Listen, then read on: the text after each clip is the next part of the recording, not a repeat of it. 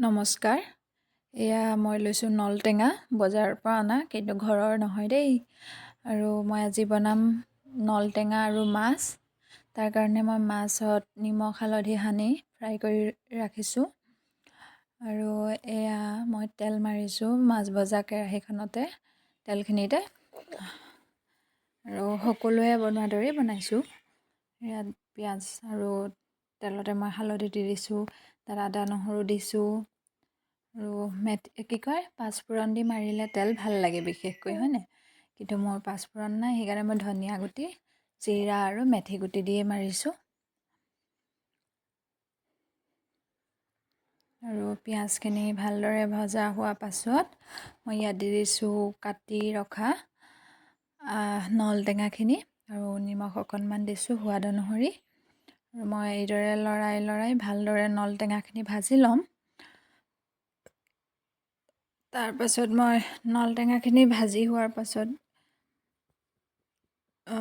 পানী দিম। এতিয়া মই দিছোঁ ইয়াত মছলা ব্যৱহাৰ কৰিছোঁ মই ফিছ মছলা আৰু জিৰা, আৰু ব্যৱহাৰ কৰিছোঁ গৰম মছলা।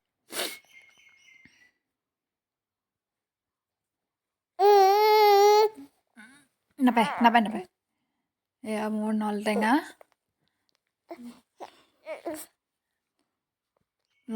নলটেঙাখিনি ভালদৰে ভজাৰ পাছত মই ইয়াত দি দিছোঁ গৰম পানী।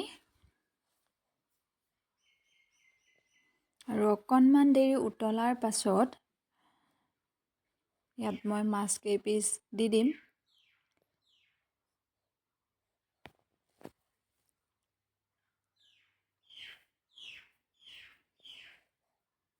ইয়াত মই মাছ দি দিছোঁ।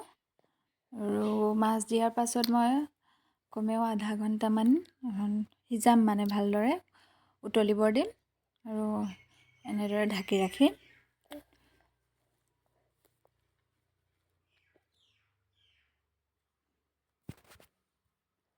এয়া মোৰ নলটেঙা মাছ হৈ গ'ল। আলু দিব পাৰে আপোনালোকে অকণমান, তেতিয়া ডাঠ হ'ব। খাবলৈ খুবেই ভাল। আপোনালোকে নাই খোৱা যদি